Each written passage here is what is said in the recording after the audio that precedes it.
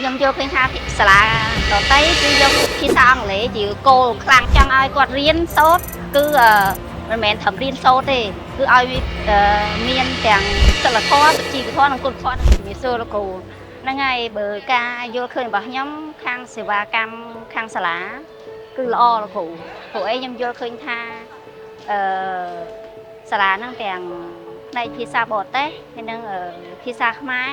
គាត់យកជាសមមាត្រគ្នាអញ្ចឹងខ្ញុំយល់ថាល្អ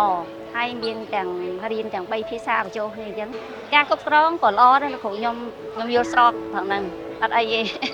ពេញចិត្តខ្លាំងគឺចំណាយដូចខ្ញុំនិយាយមិញអញ្ចឹងគឺភាសាអង់គ្លេសនិងភាសាខ្មែរខ្ញុំយល់ឃើញថាសាលាដទៃគឺយកភាសាអង់គ្លេសជាគោលខ្លាំងអញ្ចឹងណាចំណែកខាងសាលាហ្នឹងយក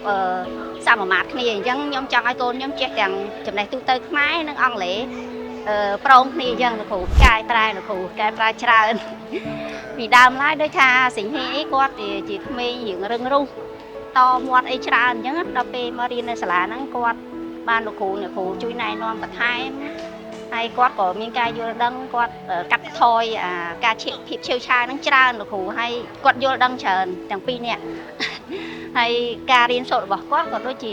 រីកចម្រើនទៅមុខដែរលោកគ្រូចង់ឲ្យគាត់រៀនសូត្រគឺមិនមែនត្រឹមរៀនសូត្រទេគឺឲ្យ